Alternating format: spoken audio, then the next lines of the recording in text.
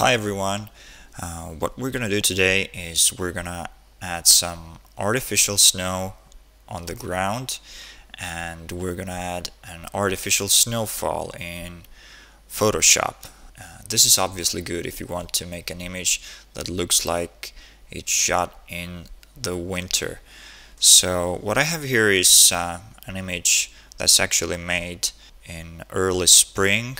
You can obviously use an image that is from sometime in late November, like it's now. The important thing is here that there are no leaves on the tree, and the foreground and the fields are kind of looking yellowish now. It shouldn't be I don't know, midsummer. So but this is something we can work with in this occasion. And first of all, let's make some snow on the ground. I'm gonna use the color range tool. I'm gonna choose color range from the select menu.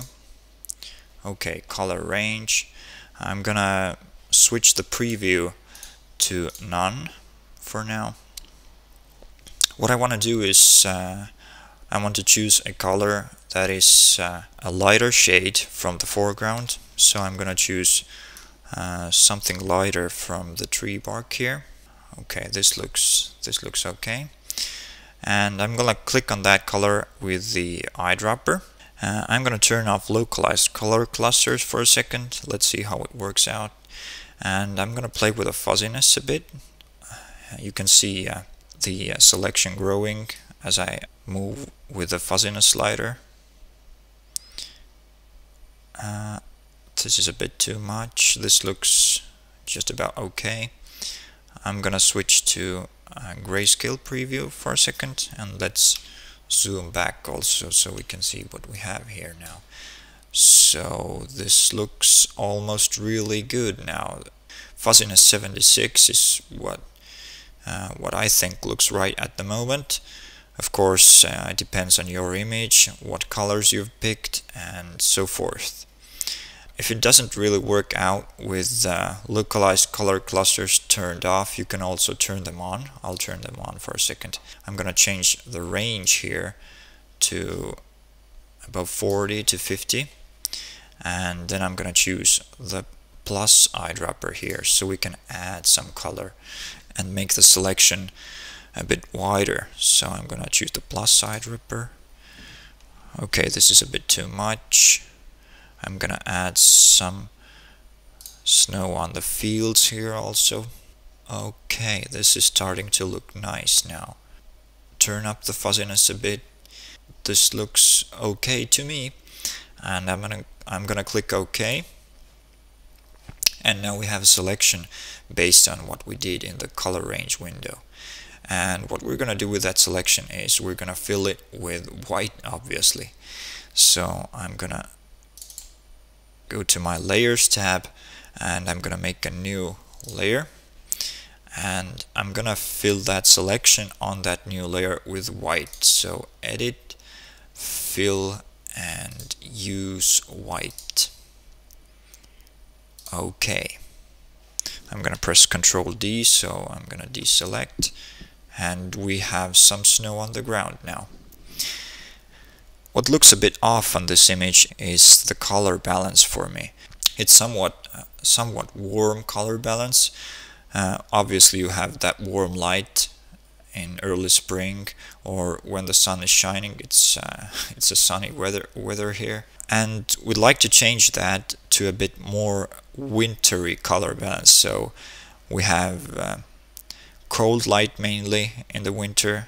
What we're going to use for that is the color balance adjustment layer. So I'm gonna click on new adjustment layer on the layers tab and choose color balance here, and color balance comes up on the adjustments tab.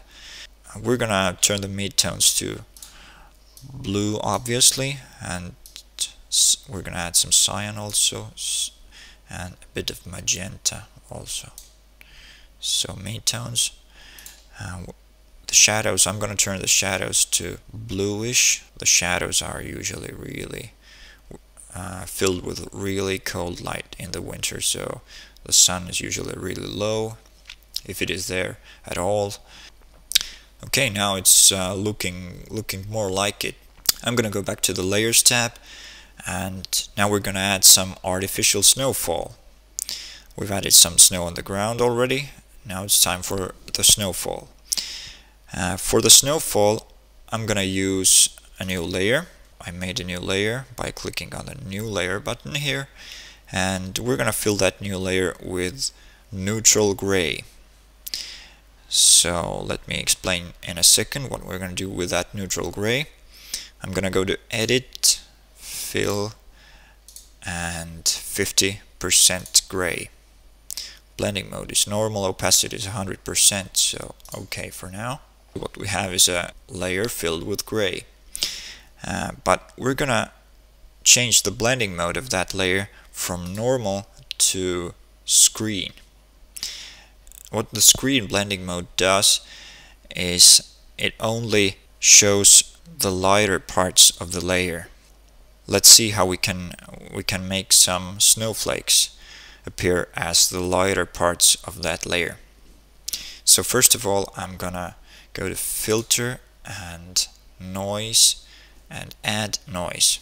So let's add some noise to that gray layer. You can obviously play with the amount of noise you use. About 12 to 20% is usually okay. I'm gonna choose 14 for now. So amount 14%, distribution is Gaussian and monochromatic, so we don't want any colored spots or colored noise on that for now. We just want black and white noise. Add noise, okay. So we've added some noise. This doesn't yet look like a snowfall, the dots are too tiny. What we want to do is we want to make that noise a bit more lumpier, and I'm going to choose Filter, Blur, and Gaussian Blur now. So here's Gaussian Blur. I'm going to use about 3 pixels or 4 pixels of radius. 3.9, 3.7. Okay, I'm going to let it stay on 3.7 for now.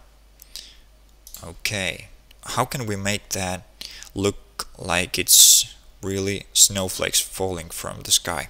For that, we're going to use the Levels dialog box. So I'm going to press Ctrl L on my keyboard, or choose Image Adjustments and Levels.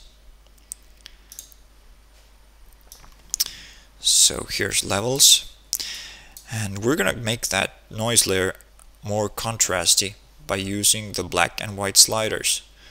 Just by using the black and white sliders, I can make that layer look like real snowflakes. So I'm gonna pull the black slider to about 128, 129, and you can see what happens. The snowfall is becoming denser or less dense as I slide the black slider here. So about 127 looks okay now. Now I'm gonna pull the white slider in also, so the snowflakes are gonna stand out a bit more. Okay, 152, 150, something like that is what we want.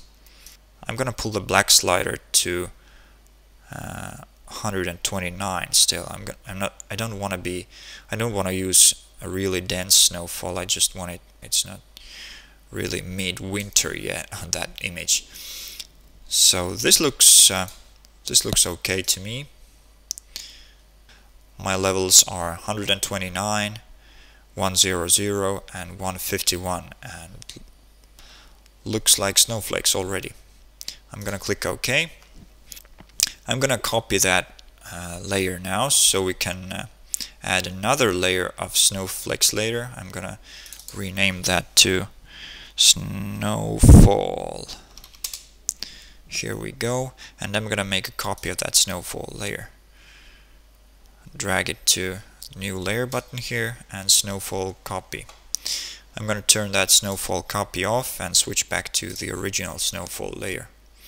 And now let's add some motion blur to that snow. So I'm gonna use filter, blur, and motion blur.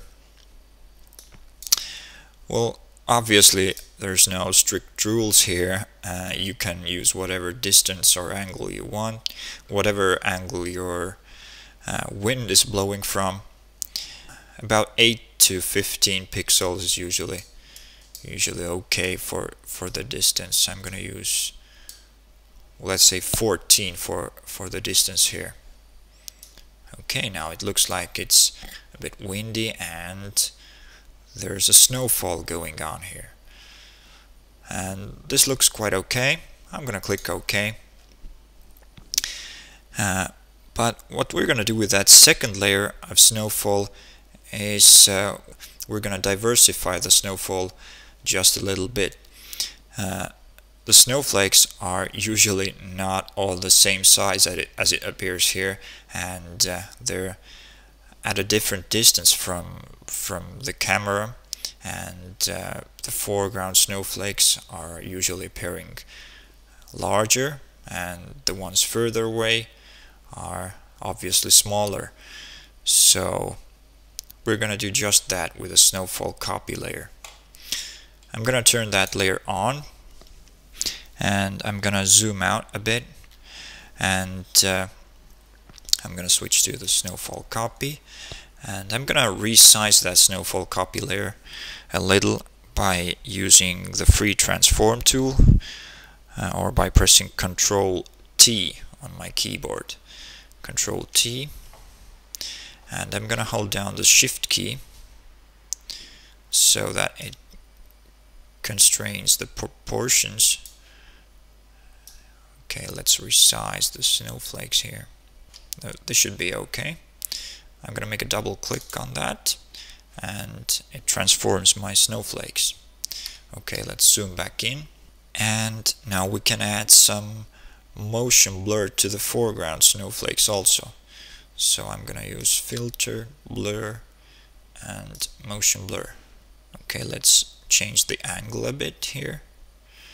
I'm gonna change the distance also just a little. So 19. The distance here angle is 60. And let's preview. Well, it's starting to look really realistic now. I'm gonna click OK. Well, the snowfall obviously has become twice the density as what it was before. I'm gonna turn the opacity down a bit on the front layer.